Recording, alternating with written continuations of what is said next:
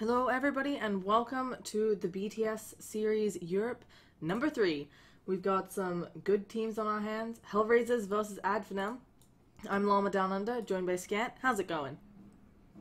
10 Um, seconds remaining. it's going alright. Bit of a busy day. Just finished watching the football. I'm a big Arsenal fan. They won, so that's good. Ironic But that you bring up football. The Americans have a big football competition coming up this weekend. oh Day of goodness, football. the Super Bowl. Right? Yes. I was actually in America last year at the time of the Super Bowl and was massively disappointed. I don't really understand. Like the Super Bowl is about watching commercials, right? That's like. Yep. Okay, so then it's not a football event, it's like just some kind of weird entertainment thing. Like, I mean, I felt like kind of, I felt like I was like misled. It's like, imagine people open the stream expecting to see 5 Dota, but seconds actually they remaining. just see like lots and lots of commercials. Like, even if they're good commercials, I still feel like, Reserve time. you know, this is a Dota stream. You know, we should be talking to them about Batrider and Oracle and Wisp, not about like the greatest new product or whatever it is. Speaking of Oracle, Batrider, and Wisp, HellRaisers managed to get themselves that opening. And Finem, it's been a long time since I've seen them be able to get the IO, but they do run it. Uh, yeah, I mean, so these are two teams that I don't know that well. I know them reasonably well. I know that HellRaisers is a team that most of their players have stuck together for a long time, and that's kind of impressive despite the fact that their performances have really not been that impressive for Team back. a couple months already. This is like the remnants of the previous Llama Conspiracy, right? It's most of the same Dire players. team back. And they're actually really good. I actually think this is like a consistently underrated team in Europe. I would say Advenom come into this match as favorites for me. I think that they. It's funny because I know that the new Llama Conspiracy's been like surprising people with some upsets recently as well. It's kind of like anyone attached to Llama Conspiracy. That's what the conspiracy actually is. That 10 you're better seconds than people remaining. think you are. Advenom has actually recently taken a game off 5 of Liquid seconds remaining. and other big names. They have a match coming up against Navi at some point in the future that I think people are very interested in seeing who would Dire perform team back. better, just because, as you mentioned, they've been performing really, really well. Oh yeah, and the new Llama Conspiracy just beat Navi the other day. And like I remember because I was monitoring the bets and they had like 10% on Dota to launch. Navi had 90 and then Navi lost 2-0. 10 seconds remaining. So it's the conspiracy of London conspiracy, which has 5 nothing to do with. seconds remaining. I don't think it has anything to do with London. I mean, this team is Greek and the current Yes, team are the- like Scandinavians. But Reserve time. I think Uh, it's just obviously good teams get picked up, and Advenom, when they would London Conspiracy, they went through some rough times because they were dropped ages ago. And so I think it's just a case of, the sponsor said, hey, you're not really getting the results, and the sponsor is excellent at finding teams that do. But getting... do they have a different player? Who's maybe next time? Do you know? Does it Yeah, slip on maybe AKA? next time is always on their team. Okay, but do they? Because when they were London conspiracy, they used to have a player called Skanks. Is that player still Dire team around? Or Oh, I feel like either maybe next time is Skanks. You're right. I remember Skanks. Yeah, that's but what I'm asking, It yeah. may also have been because I remember when they got Madara and Thug because one of their players got poached by. Who took one of their players? One of their players got moved to another team for a little bit and then ended up kind of switching around. So, but I do not Okay, remember fair if enough. maybe next time is Skanks or whether he is maybe next time. So. okay, well instead of 10 spending more seconds time like remaining. betraying how like poor our preparation for the team is. Oh no, I know talk these about- teams, but Remaining. Okay, well, mine is. Sorry, it's yeah. We've got a vengeful spirit against a Reserve time. Batrider. That's obviously a good thing. We've got a Batrider against a Wisp. Other way around. That's also a good thing. Because Batrider's good at pulling the Wisp away, singling out one hero. So yeah. So you want to say something? Oh, I think the Oracle is always a strong hero as well. We've talked about it before, but the offensive and defensive capabilities, it's something where the Oracle and the Batrider, even just those two heroes right now, can take out the Oracle pretty easily. Sorry, take out the IO. And Radiant Jakiro. I've seen quite a few core Jakiras recently, actually. I wonder if this is a port or a core Jakira. Dire team Um, pick. Pretty useful in like setting up for a push, obviously, the core Jakira. And the Zero was very, very popular at a point. There was, if you go back far enough, like Yule's was, I mean, now we've got people buying Aether Lens. Before that, there was Glimmer Cape, there was 4-star. There was a stage where Yule's was like the support utility item. And that came around at the same time that Jakira was like the big hero for the item. Like before Lina, before any of that, it was 10 Jakiro, seconds Yules, remaining. set up this guaranteed ice paths, really nice initiation. And 5 the hero's seconds starting to remaining. like slowly filter back into the game right now. I mean, it probably doesn't have anything to do with Reserve Yules, time. but it did really well back then. It can do well now, both in the supports and in the core position. The biggest weakness of the hero is that it's not very, as a support, it's not very good at walking around the map early on. But like a Visage, really. Like it's slow. It doesn't have mobility ability. It doesn't have like a projectile guaranteed disable, stun, slow, anything like that. So it kind of wants to sit on a lane early on, and that's whether it's a support or a core. So other than that, I think Jakiro's a great hero. There are some players, definitely. Radiant The one that team springs to mind is Trixie from Stark, will play the Jakiro in the offlane. A couple other people have been trying it, but is very vulnerable as a hero. So we'll see exactly how it works out. But HellRaisers, they go with a puck. I mean, this is really interesting. The Viper pick felt like a let's just ensure that we win mid. And then, out of nowhere, is this puck, a hero that's so... I mean, I feel like Viper has trouble getting stuff done, necessarily, because you don't have the easiest of gap close. You kind of just run at people. You don't make huge plays on a Viper. And then Puck is the opposite end of the spectrum. 10 seconds Yeah, remaining. they're very different. Puck's much better. It's getting an early, 5 momentum from the seconds lane, going around the map, doing lots of things, and Viper's much better at just dominating the lane, pushing through, getting lots of Reserve farm. I thought maybe the Viper pick had to do with the bats because Bat's been played mid a lot Radiant recently, team and back. Viper does pretty well against Bats. I think better than a lot of other heroes can do. I mean, Bat can still win the lane, but it's a lane that Viper can certainly punish the Bat in. But now we see the puck pickup, so more than likely, I think the Bat Ride is actually off lane in this game. It also 10 probably seconds puts the remaining. Jakiro into a support position, and HellRaisers will take their Dire one team pick. most likely agility kind of scaling physical DPS hero. Because they don't have any at all yet. They've got nothing that does right clicks. Yeah, it's... The damage output right now for HellRaisers is very magical based, and while that's good, there's obviously the downside of Jug has spin, Viper already has magic resistance, Jug can also pick up a BKB, or as can Viper if they're really having 10 trouble with that. seconds remaining.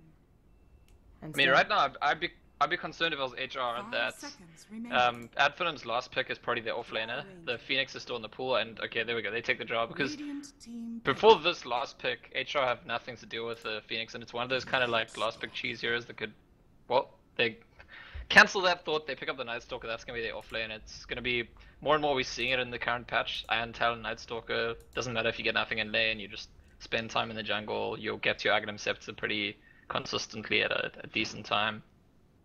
Yeah, we also... The Drow is really surprising to me. It does still get run some in Tier 1 competitive, but it's a very uncommon pick, this Drow. So, not something I was expecting to see on this patch, really. I mean, I've seen teams doing it here and there.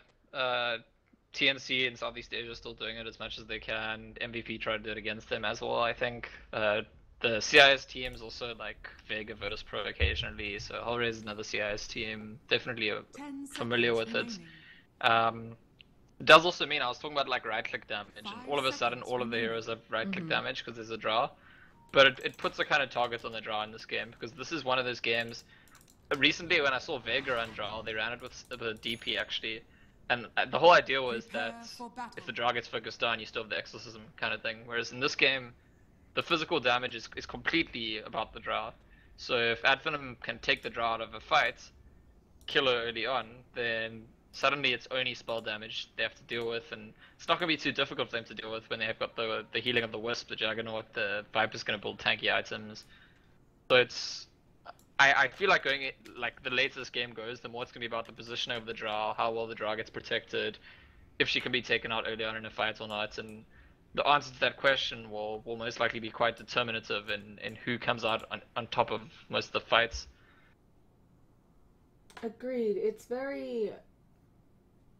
It should really just give us an idea of who comes out. Sorry, I was fixing something. Let me be honest. I was fixing something on the overlay that I'd realized was messed up. Let me focus fully. I think it's really interesting, this Drow lineup. Obviously, they've picked a great one with all the range. The Puck now has a much better chance in mid lane, because I think before, obviously, Puck versus Viper, harassing not so easy. Yeah, I mean, it's okay. It's not that bad actually. Like a good pack player could be fine here. There used to be a stage where people were like, "Oh, pack loses to Viper, or pack loses to TA," or these days. I mean, I think that a pack player who plays the lane well can get decent value against most heroes in the mid lane. OD maybe still one of the worst matchups, although the new OD is not as bad as the old OD was for pack. The old OD was like completely punishing to pack. Mm-hmm. Um, I think the Night Stalker pick is really, really good actually. It didn't look like they thought that long about it because it's good against the other heroes and it's good against the draw. I mean, this is a good hero to like run down the draw and either take her out of the fight, kill her, or at least just like reduce her ulti. But it's also very good against stuff like Batrider, stuff like Pack, because once you have the Aghanim Scepter, it's much more difficult for them to initiate on you because you just see them coming all the time. Yeah, it certainly makes the game a lot easier for Finem, assuming he gets the farm. I've also got the fun graphical glitch in bottom where IO is just not there because we're paused. Yeah, so I can't see IO. I am a little bit confused. I'm just checking over items. I don't see anything terribly interesting. Nightstalk has begun with 2 Fairy Fires as opposed to Mangoes. I feel like Mangoes kind of used to be something the Nightstalker went, getting even more health regen, but opting for Fairy Fires here. Yeah, it's an interesting choice. I guess it says to me maybe slightly more that he wants to actually trade a bit with the supports when they try to fight him, especially when you're dealing with the Oracle that tries to kill you with a nuke that overall heals you more than it damages you. You just need to survive that like initial burst of damage, and then it's actually like bad for the Oracle to use that spell on you. So that could be one of the dynamics there. Well, to me, what's more interesting is that the Night Stalker doesn't choose to just save up to get a faster Iron Talon, because usually, like almost every Night Stalker we've seen in the offlane in this patch, they've gone for early Iron Talon. And I feel like if your plan then is to leave the lane early on, just go for the Iron Talon, go to the jungle, then you might as well kind of save a bit of extra gold. But they've given him a ward and a sentry, and he's got a lot of regen plus the very fast. So I think he wants to try and get a little bit of value in the lane before even considering the jungle. Yeah, I think that makes a lot of sense. There is potential in this lineup. I mean, if it's a tri-lane, it gets really scary, so I'm a little bit surprised, but there's certainly some hiding spots up here that he can try to take advantage of.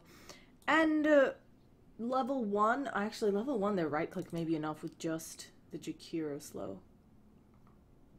So it's a little bit ballsy of this Night Stalker, I think, to try that.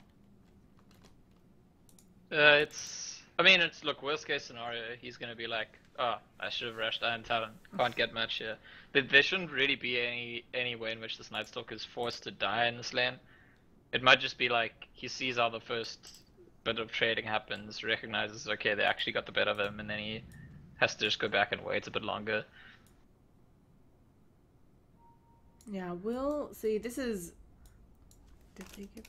No, we're just paused for no reason.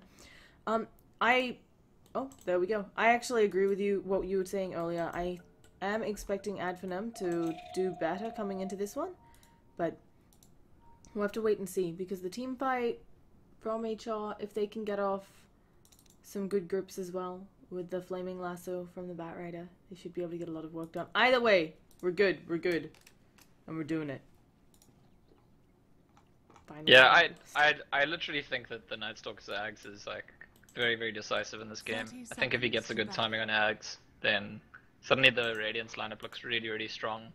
Before that, maybe not. I mean, the points I'm making all along is that the Drow is the only hero that gives them physical damage. So take the Drow out of the equation, suddenly it's all magical damage. They just don't have enough to kill those heroes through stuff like Wisp, Venge.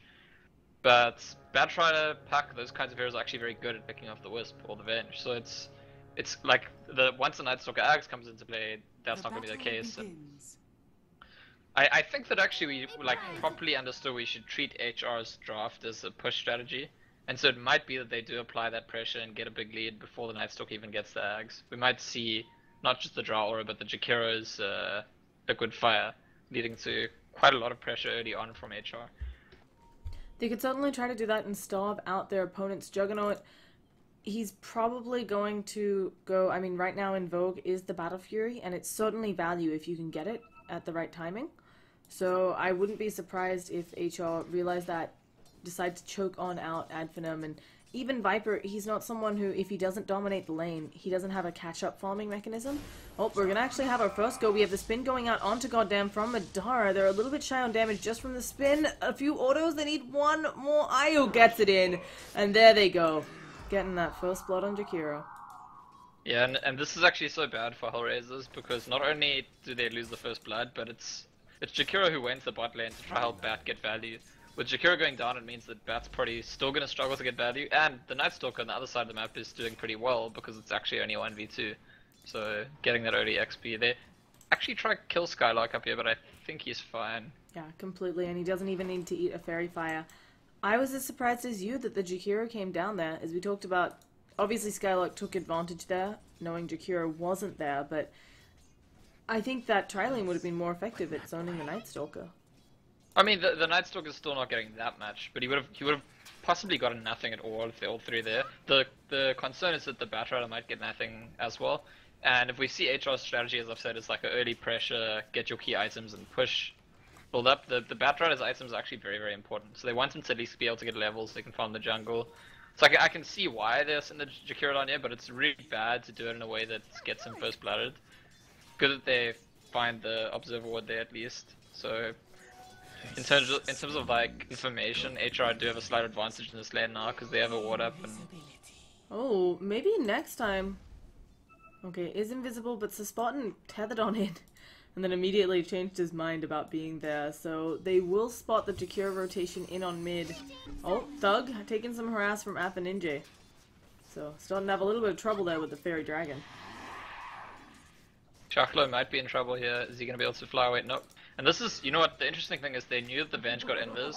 They had 2 sentry wards up here, so they're feeling like, okay, Venge is invis, but we're going to see Venge coming.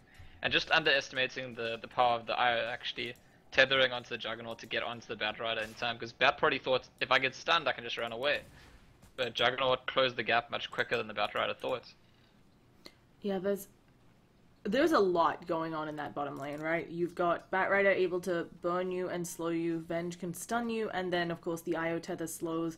It's not something we always get to see used, just depending on what heroes are in the IO combo, but it's certainly a potent slow early game. There's not too much you can do against it.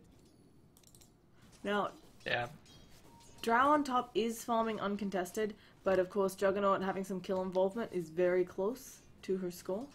But she's having a blast. Is this the type of game where as a Drow you go, you know, lots of Wraith bands just busting up everybody's attack damage? I think so. Oh yeah, it looks like that's what she's doing. She's already got 2. Although sometimes people stop at 2 and make 1 into Ring of Aquila.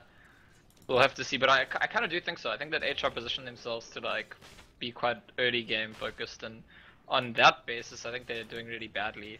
Batrider's struggling a lot. Jakiro's still level 1. Like, sure, Draw's getting farmed, but that's definitely not enough. Interestingly, the Night Stalker, on the other hand, has been farming the jungle despite not going for Iron Talon. Just gonna go straight for the boots, and for me this says Iron Talon in many ways is like a mini Midas. It's like he doesn't want to invest in the Iron Talon because he wants to actually get active. So I think his plan now is just go he'll pick up boots and use this first night and actually do something. Yeah, he is having to spend a bit of the first night healing up from that jungling, but it did put him at level 3. Which is, you know, kind of the bare minimum you need to have an effective night. Oh, so Spartan, and maybe next time... Gonna just, never mind. They're gonna walk it off.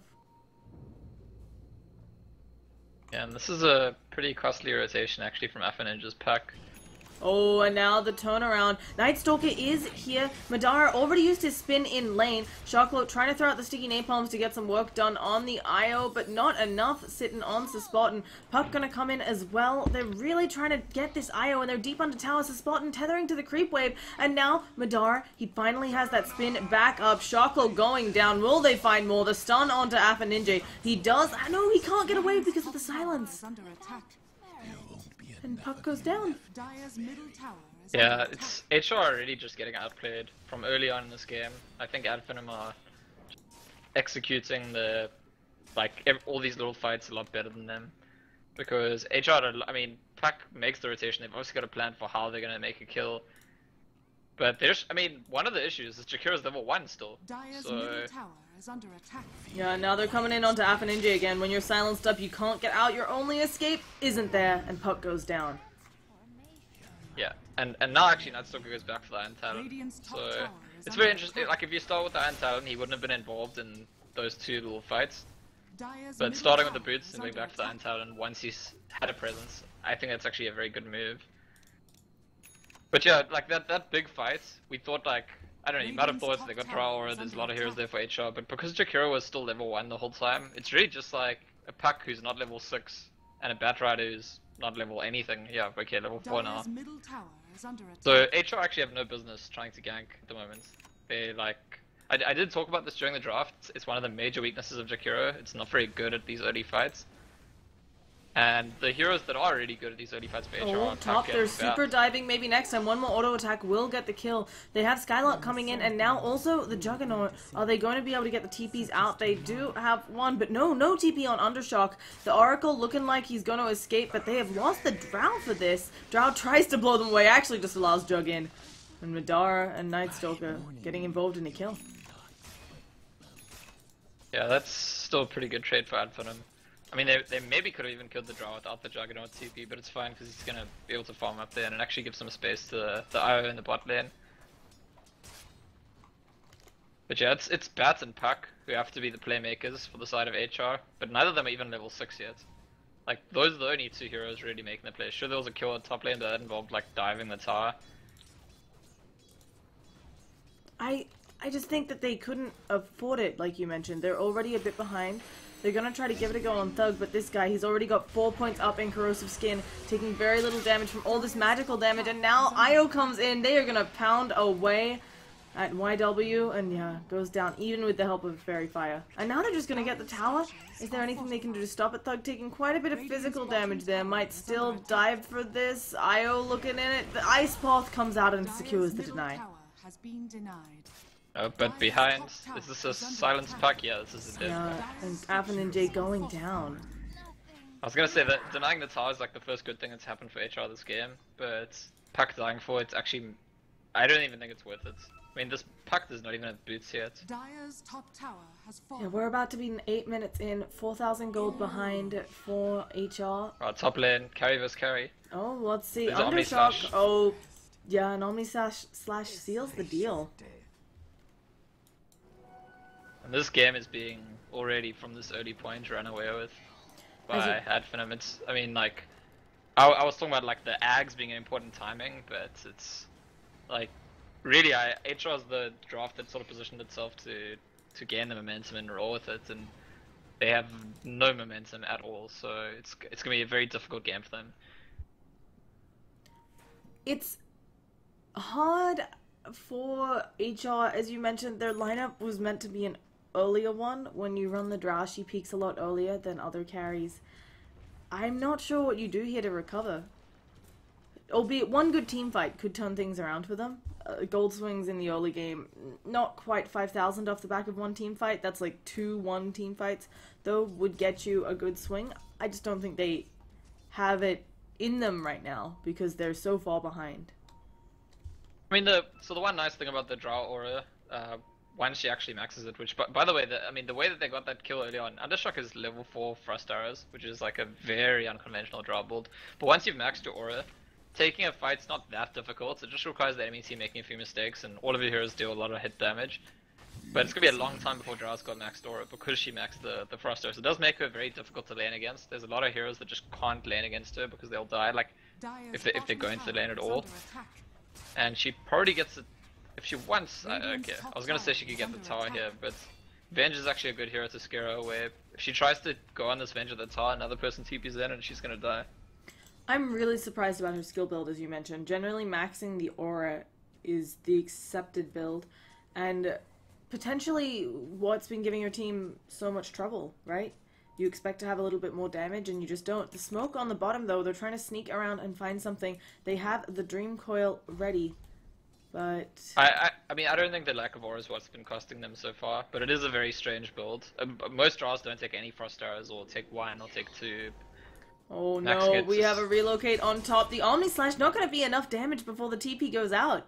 Gather round And now the Puck does manage to get the Dream Coil onto one because of the relocate. They know Thug is mostly alone here, but again, he already has the mech up, eating a Fairy Fire, taking very little damage from all of this boning. Io comes in, gives him the overcharge, so he won't take as much. Shocklow gonna go down, and let's see if they can find themselves some more. The Ice Path does not save the Puck's life in time, and goddamn, the only survivor. There is a Void with his name on it. 4 for 0. Yeah, and Omnislash used to actually have a mini stun. Doesn't anymore. That's the way Draw gets away there.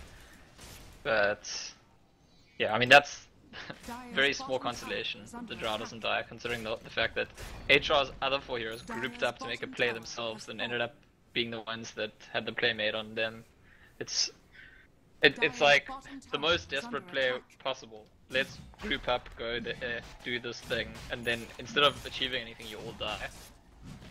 After you make that play, it's just I don't know. I mean, like, what do you got to be thinking to yourself? Okay, well, it looks like Advenom want to take Rush. Again, don't think HR can do anything about it. I don't want to call it, but this game relies heavily, or Advenom have gotten themselves off to a great lead. Every game is losable, but they have to make a lot of mistakes here. And I mean, just let's look at some of these levels, right? We've got Puck sitting at level 6, Viper's level 10, Juggernaut's level 9. Even the Night Stalker outlevels everybody but the Drow. Yeah, no, I mean, we're close to a point where 5 heroes from one team are all at the top of the net worth. It's just the Drow poking a head out there, and I mean, I understand what you're saying. There's something like, I don't know, especially in the context of like recent conversations about what's professional for casters to say or whatever. Like, apparently you're not meant to say the game's over. Like, the game isn't over, but wouldn't surprise me at all if, like, after one more team wipe, HR just GG out. Like, we are at that stage. We're at that stage, despite the fact there's 12 minutes in, and Advenom know that. They're just pushing. I think they're very likely go high ground after this tier 2 and just say, no, you can't split push, you must come challenge us. Yeah. And if they take a big fight here, I definitely think HR could call it. Oh, there's going to be a swap in onto Shocklow. There's no escape. And now they've picked off the one who could maybe get something done, although Shocklow did not have a blink or anything. Madara's just standing in the fire, knows he has that Aegis. They're coming in. Ninja does have a Dream Coil at the ready. And now, goddamn, is trying to get rid of wards. Can't even finish off the ward before taking over half his health and damage from Thug. And Madara is still pounding away on the tower. Ninja trying to get into position to do something. There's just not the opportunity. Rax exposed. Ninja going down here. One more auto attack from Madara. The Omni Slash onto the Oracle, and the GGs are cold. Okay, so 13-minute win. I don't have the stats on me right now, but it's definitely one of the faster wins of the patch. Yep. Maybe not the fastest, but I guarantee it's in the top 10 for sure.